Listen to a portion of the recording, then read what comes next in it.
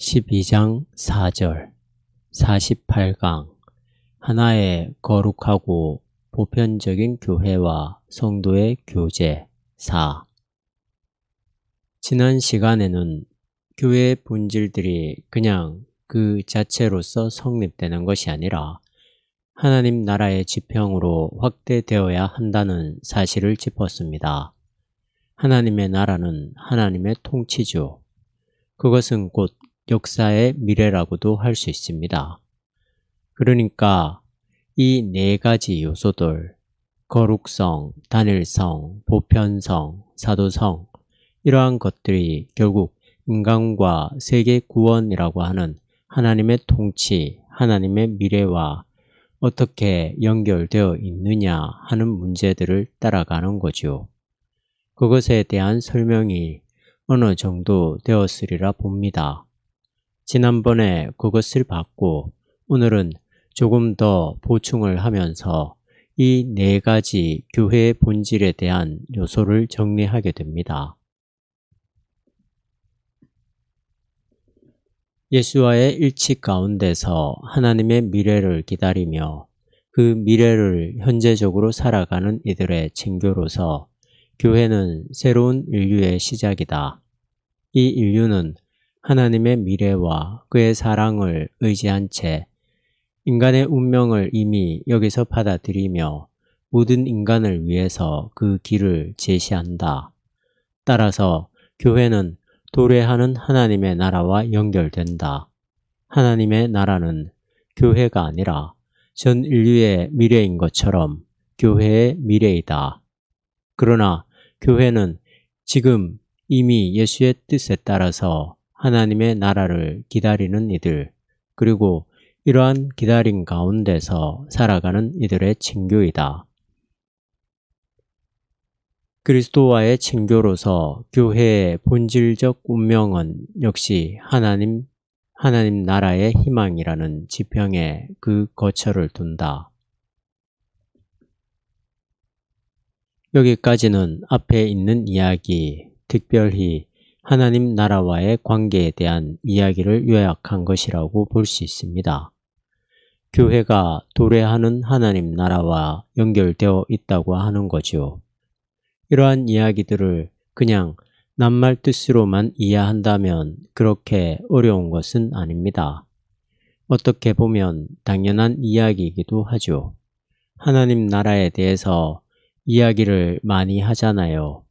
그런데 신학적인 차원에서 하나님 나라라고 하는 것은 우리가 일반적으로 교회에서 흔히 사용하고 있는 하나님 나라, 천국, 천당 이런 것하고는 다른 차원이라고 할 수 있습니다. 일반적으로 사용되는 이러한 개념들은 주로 초월적이고 내세적인 성격들이 강하죠. 하나님의 나라에 그러한 요소들이 없는 것이 아니지만 훨씬 더 포괄적이거든요. 아주 일반적인 의미에서의 천국, 천당, 하나님 나라 이런 것들은 세계와 대립적인 차원에서 예수 믿는 사람들에게만 해당되는 어떤 비밀스러운 장소처럼 받아들여지죠. 그러나 하나님 나라는 그런 건 아닌 겁니다. 앞에서도 몇 번 강조되었듯이 하나님 나라는 세계 미래입니다. 따라서 교회 미래이기도 하죠. 교회가 그걸 독점하는 것이 아니라 세계와 더불어서 미래로 받아들일 수 있을 뿐입니다. 신앙생활이 왜곡된 구원 이기주의의 목표가 될 때 그리스도와의 친교는 훼손된다. 만약 그리스도와 관계된 교회의 친교나 그리스도 안에 있는 교회의 친교에서 하나님 나라의 지평이 망각된다면 세계 도피적 신비 연맹에 밀착된, 즉 종교적 욕구나 성직주의적인 구원 조직을 공동으로 실행해 나가기 위한 연합에 밀착된 종교성이 발전할 뿐이다.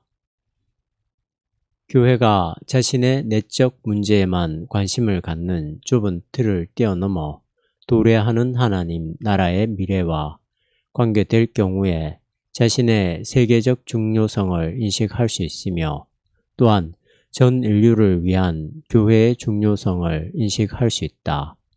더구나 이 경우에 중요한 것은 인간이 더불어 살아야 할 정치적이며 사회적인 형태에 대한 질문이다.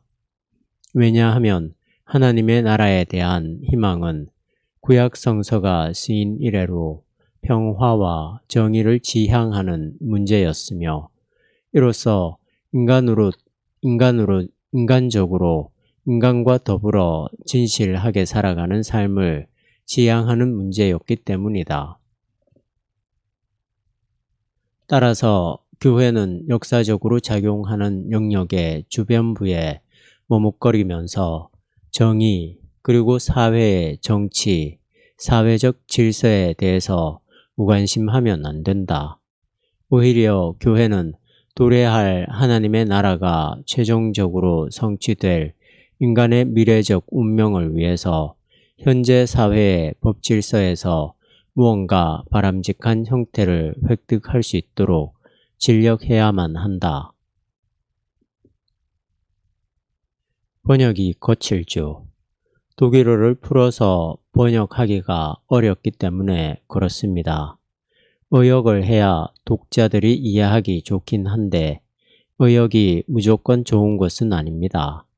언어와 문장은 고유한 뉘앙스를 갖고 있기 때문에 그런 것을 다 풀어서 뜻만 전달되는 방식으로 번역을 해버린다면 중요한 어떤 것을 놓치게 됩니다. 신학적인 책일수록 의역으로만 흐르는 것은 문제가 있습니다. 어쨌든 여기서 말하고자 하는 것은 분명합니다. 하나님 나라와 관계가 없을 때 교회에서 벌어지는 모든 일들은 소종파적 특색으로 자기들끼리만의 종교적 징교로 떨어지고 만다고 하는 거죠. 이것은 세계를 창조하신 하나님을 믿는 교회로서는 용납될 수 없는 태도입니다. 그런데 안타깝지만 한국 교회는 이런 경향들이 많이 나타나고 있어요. 일종의 방주 역할을 한다고 하는 거죠. 다 들어오라고 하는 거죠. 세계 도피적이죠. 세계의 정치, 경제, 평화 이런 것들이 어떻게 되든지 간에 이 안에 들어오기만 하면 구원받는다는 식으로 그리스도와의 친교를 말하고 있습니다. 하나님 나라와의 지평이 상실된 거죠. 교회가 이 세계의 평화와 정의 그리고 인간다운 삶의 형식들을 추구하는 모든 노력들을 외면해 버린다면 하나님 나라 지평을 외면하는 결과가 된다는 겁니다. 교회는 우리에게 다가오고 있는 하나님 나라가 완전하게 종말에 성취될 인간의 운명에 대해서 오늘 여기에서 바람직한 사회제도, 경제질서로 나타나야 하는지를 진지하게 고민하고 모색해야 됩니다. 이런 일들이 한국에 얼마나 부족한가 하는 것은 제가 긴 말할 필요가 없지요. 교회 이기주의는 팽배합니다. 교회에 조금만 손해가 되면 목숨을 걸고 싸우려고 하지요. 서울시청 앞에서 전투하듯이 기도회를 하지 않습니까? 교회에 조금이라도 손해되는 일들, 예를 들자면 사학법 같은 문제들이 불거지면 체면불구하고 투쟁합니다. 그러나 정작 중요한 남북 화해평화, 노동의 문제, 그리고 빈부의 양극화 문제에 대해서는 별로 관심이 없는 거죠. 이런 태도는 교회의 본질을 추락시키는 지름길입니다. 그래도 교회는 운영이 잘 됩니다. 왜냐하면 우리 교회만 잘 되면 된다는 생각만으로도 기독교인들의 신앙생활이 가능하기 때문입니다. 물론 하나님의 통치가 도래한다는 전망에서 볼 때 교회는 사회적 상과 개인적인 삶의 그 어떤 현재적 생명 형식도 최종적으로 확정할 수는 없다. 그것보다는 이미 확정된 개개의 형태와 사물 가운데서 잠정적이고 열려진 하나의 단계만을 추구할 수 있을 것이다. 여기서 말하는 이 단계는 사실상 퇴보나 몰락의 위험성으로부터 위협받고 있다. 따라서 우리가 다시 물어야 할 요점은 하나님의 나라에 대한 희망의 지평에서 새로운 의미를 획득할 교회의 거룩성에 대한 기준이다. 지금 우리가 경제, 정의, 평화, 인간다운 삶의 질서 이런 것들을 하나님 나라 지평에서 고민하고 추구해야 됩니다. 그런데 이런 것들은 약간의 개량과 진보가 일어날 뿐이지 영원 불변한 질서나 가치에 이르는 건 아닙니다. 이런 관점에서 우리들은 교회의 거룩성이 뭐냐? 교회가 세계와의 관계에서 어떤 기준으로 그 거룩성을 유지할 수 있느냐에 대해서 꾸준히 질문해야 되는 거죠. 결국은 사회 문제에 대한 교회의 입장도 신학적으로 물을 수밖에 없어요. 교회의 본질이 뭐냐에 대한 고민이죠. 거기서부터 출발하는 거죠. 사회를 어떻게 인간다운 삶의 제도를 만들 것이냐 하는 것에서 출발하는 것이 아니라 교회가 뭐냐 하는 것에서 출발하는 것이고 그 출발점에서부터 이 세계의 정의와 평화 이런 문제들에 대한 새로운 단계들을 말할 수 있는 거죠. 이런 정도의 설명으로 정리하고 이제 4가지 요소에 대한 마지막 단락으로 넘어가겠습니다. 앞에서부터 계속 이야기한 줄거리를 정리하는 대목입니다. 이 12장이 말하는 교회, 하나의 거룩하고 보편적인 교회, 사도적인 교회 이런 것들이 상당히 중요한 요소인데요. 어느 정도 여러분들에게 전달되었다고 봅니다. 그러니까 그것이 어떤 의미이고 어떻게 적용되어야 하느냐 하는 것은 계속 논의되어야 하는 문제입니다. 어쨌든 이 12장 공부에서 교회의 4가지 요소가 단순히 교리적인 차원이 아니라 하나님 나라의 지평으로 확대된다는 사실을, 즉 교회 자체만의 문제가 아니라 인류와 세계 미래와 연관된 문제라는 사실을 조금이라도 느꼈다면 강의의 소기 목표에 도달된 것입니다.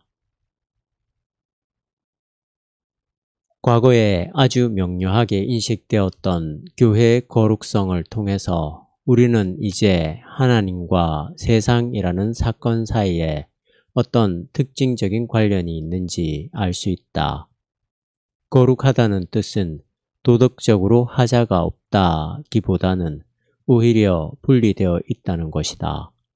하나님은 세상과 구별된다는 점에서 그리고 세상에 대해 자신의 자유를 초월적으로 고양시켰다는 점에서 거룩하다. 하나님의 사랑은 거룩한 사랑이다. 왜냐하면 그 사랑은 하나님의 자유에서 나오며 그 사랑이 지향하고 있는 인간을 세상으로부터 불러내어 거룩한 하나님과 친교를 나누게 하기 때문이다. 교회는 거룩하다. 왜냐하면 교회는 현존의 세계와 구별되며 하나님과 그의 나라의 미래와 연결되어 있기 때문이다. 모든 기독교적인 삶의 형식을 포함해서 모든 현존하는 것들이 잠정적이라는 인식은 하나님의 미래를 향한 선회의 이면이다. 다른 한편 교회의 거룩성은 성서적 하나님의 거룩성이라는 특별한 관점에서 볼 때 세계로부터 구별되는 것을 뜻하지 않는다. 왜냐하면 성서의 하나님은 그의 사랑 안에서, 그리고 세계 안에서, 그리고 세계 안으로 세계를 위해서 오신다는 점에서 거룩하기 때문이다. 따라서 교회의 거룩성은 기독교적 사랑에서 완성된다. 그러나 그 거룩성은 모든 유한한 현실성이 잠정적이라는 인식과 연결되어 있으며 창조적 갱신의 능력을 갖고 있다. 모든 유한한 것의 잠정성은 틀림없이 교회로 하여금 무엇보다도 고요한 행태에 관하여, 그 질서에 관하여, 그리고 그 삶에 관하여 의식하게 한다. 교회의 거룩성은 거듭해서 갱신되는 개혁을 필연적으로 요구한다. 이 개혁은 기독교 역사의 초기 형태로 되돌아감으로써 그동안의 역사를 단절하자는 것이 아니라 예수의 사신과 역사에 의해 이미 열려진 하나님이 통치할 미래를 향해서 갱신해 나가는 것을 말한다. 하나님의 거룩성과 교회 거룩성의 차이를 짚었어요. 교회는 스스로 거룩할 수는 없습니다. 하나님은 스스로 거룩하시죠. 초월적으로 세계를 통치하고 하나님 자신의 자유를 고양시키기 때문에 그렇습니다. 창조자라고 하는 거죠. 그런 점에서 그는 세계와 분리로서 거룩한 분이라고 할 수 있습니다. 그러나 교회는 결코 그렇지 않습니다. 여전히 이 세계의 본질인 잠정성을 가지고 있죠. 한계도 많고 실수도 많죠. 자기를 초월적으로 할 수 있는 능력은 없죠. 하나님과 본질적으로 차이가 있는 것이죠. 그래도 우리가 교회를 거룩하다고 하는 것은 자기 스스로의 능력으로가 아니라 하나님의 사랑으로, 기독교적 사랑으로 그렇게 할 수 있는 겁니다. 우리가 그리스도의 사랑으로 얼마나 연결되어 있느냐에 따라서 교회를 거룩하다 또는 거룩하지 않다 판단할 수 있는 거죠. 이렇게 하나님의 거룩성, 하나님의 사랑, 여기에 의존하고 있는 교회라고 한다면 자기를 절대화할 수 없는 거죠. 계속 부단하게 하나님의 거룩성을 드러내고 그리스도의 칭교를 현실화할 수 있는 방식으로 자기를 갱신해 나갑니다. 그런 차원에서 교회는 거룩합니다. 교회사를 돌아보면 교회의 거룩성이라는 징표가 불분명하고 왜곡되었다는 사실을 알 수 있다. 이러한 역사는 한편으로 교회가 세상으로부터 자주 퇴행적 방식으로 분리되었으며 다른 한편으로는 교회가 세상 가운데서 흡사 영속적이기나 한 것처럼 교리와 체제로 자리를 잡음으로써 세상으로 하여금 그 잠정성을 기억하게 하는 일에 무책임했다는 점에서 매우 분명한 특징을 보여주었다. 무엇보다도 교회는 피해 폭력에 이르기까지 인간적인 통치 형식과 방법을 이용했다. 그리고 교회는 세계 도피적 경건성을 유지함으로써 비인간적 사태를 알게 모르게 고착시키는 일에 항상 거듭해서 타협적이었다. 교회의 거룩성은 하나님이 통치할 미래 앞에서 모든 지상적인 것의 잠정성과 연약성을 깨닫고 그 깨달음이 바로 사랑의 창조적 동인과 연결되는 곳에서 드러난다. 교회 역사에서 교회가 거룩성이라고 하는 징표를 오히려 망가뜨린 적이 많이 있고 그게 교회사에 분명히 나타나 있다는 사실이 안타깝습니다. 그걸 두 가지로 설명을 하네요. 교회와 세계를 이원론적으로 분리해 버리는 것과 교회가 영원하다는 방식으로 사람들에게 접근해서 이 세계의 모든 것이 잠정적이라는 것을 잊어버리게 했다는 것이죠. 교회가 하나님 나라 행세를 한 거죠. 그런데다가 판넨베르크가 지적한 것처럼 정말 폭력적인 방식으로 기독교 체제를 유지하면서 이 세상의 악한 권세와 타협하는 일들이 많았죠. 이러한 것들을 보면 정말 교회가 거룩하다고 말할 수 없는 겁니다. 이러한 자세에서 벗어나야 되겠죠. 하나님의 통치의 미래 앞에서 모든 잠정성과 연약성들을 깨닫고 하나님의 창조적 사랑과 연결되어야만 교회가 거룩하다는 사실이 하나의 징표로 드러날 수 있는 겁니다. 지금 여기서 거룩성의 문제가 잠정성과 연관되어서 설명되고 있어요. 하나님은 영원하신 분으로 거룩하신 분이고 우리는 혹은 교회는 잠정적인 기구로서 하나님의 영원하고 거룩한 사랑으로부터 나오는 빛의 비추임을 당하거나 거기에 의존함으로써 거룩하다는 겁니다.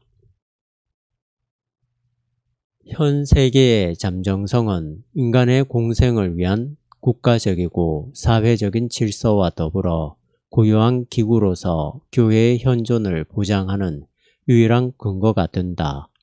하나님의 통치가 성취된 새로운 예루살렘은 어떤 특별한 종교적 기구나 성전을 더 이상 필요로 하지 않는다. 계시록 21장 22절. 왜냐하면 그곳에서는 하나님이 직접 함께 하심으로써 모든 생명이 완성되기 때문이다.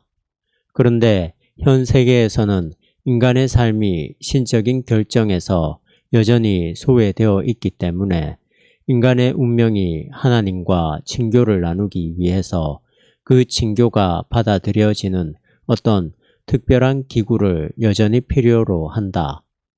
어떤 특별한 종교적 기구가 여전히 필요한 이유는 일반적인 세상의 삶에서 인간의 운명이 여전히 현실화되지 않았기 때문이다. 이것이 바로 칼 마르크스의 종교 비판에 대한 교회의 답변이다. 교회는 인간들로 하여금 현 존재자들의 잠정성을 극복하는 인간적 운명을 기억하게 하며 또한 고유한 진리가 소외된 현재로부터 최종적인 구원에 참여하도록 중재한다. 이럴 경우에 교회는 세상으로 하여금 그 잠정성을 진지하게 기억하게 할 수 있으며 동시에 인간들로 하여금 예수와의 친교를 통해서 하나님의 미래를 향해 통로를 열어두도록 할 수 있다. 교회가 그 고유한 잠정성을 기억하고 있다면 말이다. 이 세상이 끝나고 종말의 심판을 통해서 새로운 예루살렘, 새 하늘과 새 땅이 시작될 때는 그 어떤 종교적 기구가 필요하지 않죠. 하나님이 직접 통치하시니까요. 지금은 직접이 아니라 간접이죠. 아직은 교회가 필요해요. 이 필요하다고 하는 것은 세상이 잠정적이라는 것을 전제하는 겁니다. 아직은 직접적인 하나님의 통치가 아니기 때문에 어떤 기구가 필요한데 그게 바로 교회라는 뜻이겠죠. 마르크스는 종교가 민중의 아편이라고 이야기했지 않습니까? 역사에 대한 이해를 하지 못하게 하고 교회가 절대적인 이데올로기로 작용한다고 하는 비판입니다. 그걸 우리가 아니라고 말할 수는 없어요. 그런 요소들이 많이 있었기 때문입니다. 그럼에도 불구하고 교회가 존속해야 될 이유에 대한 답변이 바로 여기에 있는 겁니다. 교회는 이 세계의 모든 것들이 어떻게 하면 그 잠정성을 극복할 수 있는가 하는 방향을 제시해 준다고 하는 점에 그 답이 있는 거죠. 이러한 답변이 교회의 아전인수적인 것으로 들리나요? 나이브하게 들리나요? 그렇지 않습니다. 교회는 인간들로 하여금 현 존재자들의 잠정성을 극복하는 인간적 운명을 기억하게 한다. 이러한 일들을 우리가 하려면 교회가 이 세계의 고유한 잠정성, 자기의 잠정성을 정확하게 기억하고 있어야 하는 거죠. 교회만 영속적이라고 주장을 하고 있으면 세계의 잠정성을 말할 자격이 없는 겁니다. 정확한 사태를 못 보고 있는 겁니다. 이러한 설명은 한국 교회가 귀담아 들어야 될 것 같습니다. 그러나 귀담아 듣기는 좀 불편한 이야기죠. 교회는 뭔가 이 세상하고는 다르게 잠정적이지 않다는 생각이 너무 확고하니까요. 교회가 잠정적이지만 그렇다고 해서 무의미하다고 하는 뜻으로 받아들이면 곤란합니다. 종교 비판가들의 말을 다 받아들이는 것은 아니에요. 교회에 고유한 몫이 있는 거예요. 자리가 있는 거예요. 그건 제가 다시 설명하지 않겠습니다. 현 존재들의 잠재성을 기억하게 하고 최종적인 구원에 참여할 수 있는 길을 알린다고 하는 차원에서 교회의 존재 목적, 존재 근거가 가능한 거죠. 이게 긴장 관계가 있어요. 자기의 한계, 잠정성을 인정하면서 인류 전체의 운명에 대해서 이야기를 해야 되니까요. 겸손한 자세에서 이야기를 해야지 잘난 척하고 자기가 구원을 누구에게 베풀어 줄 것이냐 이야기하면 참으로 교회의 거룩성이라고 하는 신학적 토대가 무엇을 의미하는지 전혀 모르고 있는 어리석음이라고 할 수 있습니다. 지금까지는 거룩성에 대한 이야기를 했고 그 뒤에 사도성, 보편성, 단일성 이야기가 나오게 됩니다. 교회의 사도적 사명 그리고 단일성과 보편성의 기준은 예수 그리스도를 통해서 이미 열려져 있는 하나님 통치의 구원론적 미래에서 실질적인 기초를 획득한다. 지속적이며 사도적인 교회의 사명을 기초하고 있는 사도의 선교적 과제는 전 인류의 구원론적 미래가 예수의 역사에서 그리고 특별히 죽은 자로부터의 부활에서 이미 발생했다는 사실을 기인한다. 그러므로 교회의 사명은 모든 인간을 지향한다. 사도적 사명이라는 단어를 들으면 어떤 생각이 떠오르십니까? 땅끝까지 증인이 되라거나 선교사 파송해야 되겠다 또는 모이면 기도하고 흩어지면 전도하자 등등 이런 쪽으로만 생각이 든다면 잘못되었다고 말하기는 힘들지만 너무 단순한 겁니다. 단순한 게 나쁜 것이 아니죠. 믿음은 어린아이와 같은 거니까요. 그러나 그런 단순한 것을 절대화해버리게 되면 거기서 독선이 생기게 되거든요. 속되게 말해서 무식하면 용감하다는 말이 여기에 해당되는 거죠. 교회의 사도적 사명, 이건 하나님 나라 지평하고 연관되는 겁니다. 하나님 나라 지평이라고 했는데 인류 전체 구원을 이야기하는 겁니다. 보편적 구원의 현실들을 담아내야 되는 거죠. 우주적인 하나님의 구원 혹은 생명사건의 차원에서 교회의 사도적 사명을 생각해야 되는 겁니다. 교회의 확장이 아니라 하나님 나라의 선포를 말해야 되는 거죠. 그러니까 부활은 어떤 특정한 사람들의 구원을 위해서가 아니라 모든 사람들의 구원을 위한 하나님의 개입에 의해서 일어난 종말론적 생명 사건이니까요. 우리가 그것을 선포하는 게 아니겠습니까? 그러므로 보편성은 교회의 고유한 형태를 위한 준거이기도 하다. 이 경우에 교회는 참된 가톨릭적인 형태로서 이미 성취된 게 아니라 여전히 보편적 운명을 완전히 실현하기 위한 도상에 있을 뿐이다. 그럼에도 불구하고 각각의 형태는 이런 운명의 표현일 수 있으며 따라서 스스로 이미 가톨릭적일 수도 있다. 교회는 이러한 형태를 제시함으로써 무엇보다도 기독교인의 일치에서 상호간 가톨릭적이어야 한다는 운명을 발견하게 될 것이다. 기독교가 분리되어 있는 한 교회의 다원성 가운데 있는 교회는 하나님과 그리스도의 일치에 적합하도록 그리고 하나 되게 하는 사랑의 영에 적합하도록 인류 공동의 운명을 실현할 수 없으며 더 나아가 심각한 왜곡 현상만 보일 뿐이다. 교회는 하나의 보편적인 교회로서만 자신의 거룩성을 또한 모든 사람의 한 하나님이며 주인분과 연결되어 있다는 점을 보증할 수 있다. 교회는 이 거룩성에 대한 숙고를 통해서만 완전한 일치로 돌아갈 수 있다.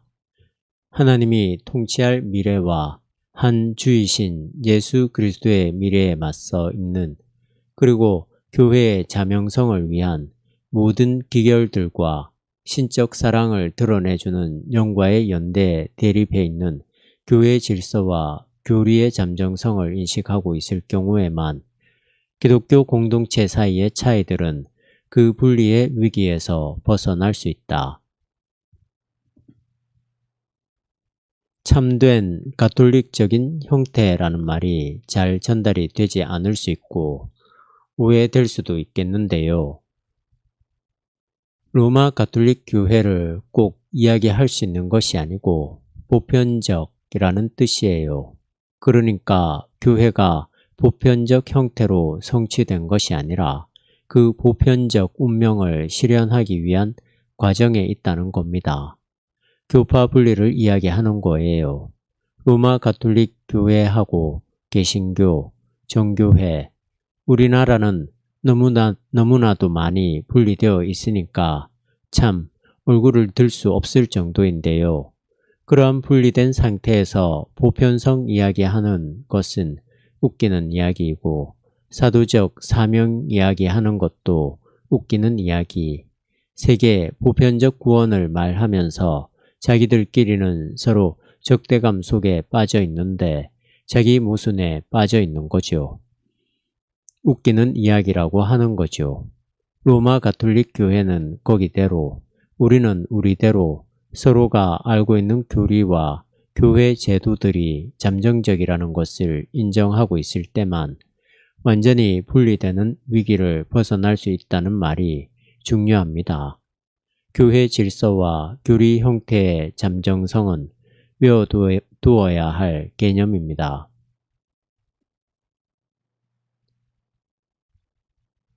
이럴 경우에만 점차 확대되는 교회 간의 상호 승인과 공동 작업의 과정이 자유로워지며 획일화가 아닌 기독교인의 새로운 일치를 성취하기 위해 필요한 유일한 현실적 과정이 자유로워진다.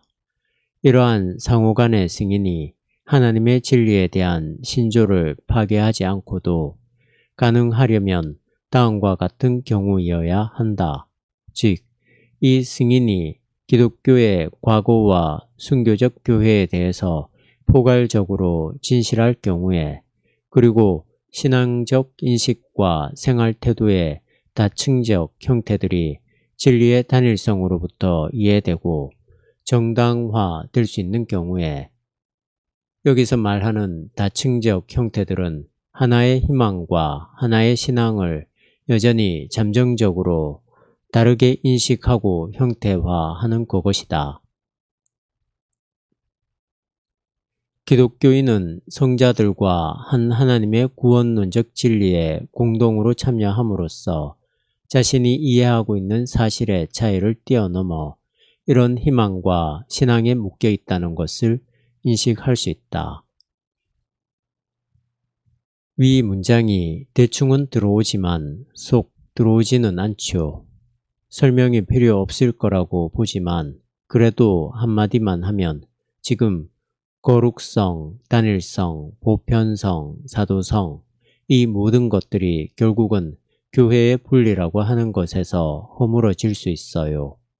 서로에게 참된 하나님의 교회로서 상대방을 승인하는 것들이 본질적인 기독교 진리의 훼손이 없으면서도 가능하려면 기독교가 어떤 길을 걸어왔느냐 하는 과거, 그리고 무슨 일로 순교를 했느냐 하는 것들을 포괄적으로 진실하게 대해야만, 그걸 직시해야만 된다는 거죠. 그리고 우리의 신앙생활하는 모든 형태들이 진리의 단일성에서 이해되고 변증되고 할 경우에만 가능하다고 하는 겁니다. 교회에 관한 항목을 우리가 판넨베르크의 책에 따라서 4번에 나누어서 공부했습니다. 거룩성, 단일성, 보편성, 사도성 이런 것들의 실질적 의미가 무엇인가? 그리고 성도의 교제가 왜 거기에 포함되어 있는가 하는 것을 다루었고, 그것이 교회의 본질을 규정하는 근거인데 자체 안에 묶여 있는 것으로가 아니라 하나님 나라와의 관계를 놓치지 말아야 한다는 것도 배웠습니다.